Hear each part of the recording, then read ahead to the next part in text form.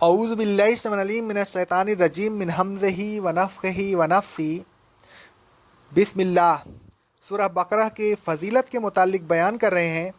رسول اللہ صلی اللہ علیہ وسلم فرماتے ہیں، صحیح مسلم کی حدیث ہے، بے شک شیطان اس گھر سے نکل جاتا ہے جس گھر میں سورہ بقرہ پڑھی جاتی ہے۔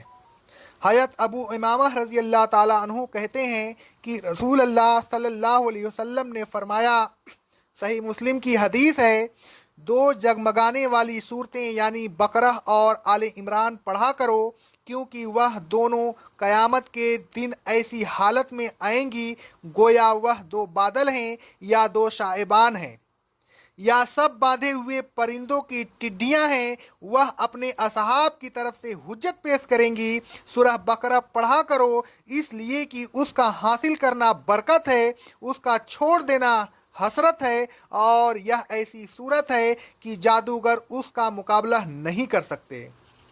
حضرت نواس بن سمان رضی اللہ تعالیٰ عنہ کہتے ہیں، صحیح مسلم کی حدیث ہے، رسول اللہ صلی اللہ علیہ وسلم نے فرمایا، قیامت کے دن قرآن کو اور قرآن والوں کو جو اس پر عمل کرتے تھے لایا جائے گا۔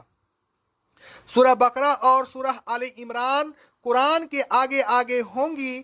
پھر رسول اللہ صلی اللہ علیہ وسلم نے ان دونوں صورتوں کی 3 مثالیں دی ہیں۔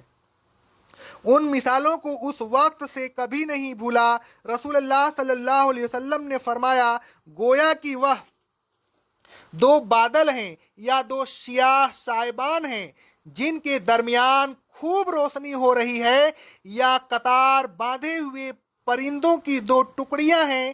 یہ دونوں صورتیں اپنے اصحاب کے لیے حجت پیش کریں گی، یعنی جو لوگ ان پر عمل کرتے تھے ان کے لیے اللہ تبارک و تعالیٰ سے بخشش طلب کریں گی۔ مندرجہ بالا احادیث سے معلوم ہوا کہ اس صورت کا نام البقرہ ہے۔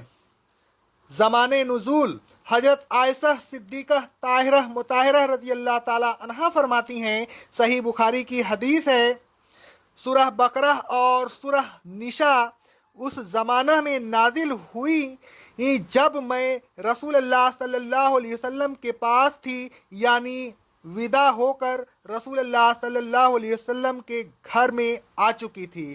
اس حدیث سے معلوم ہوا کہ یہ سورت مدینہ منورہ میں نازل ہوئی تھی۔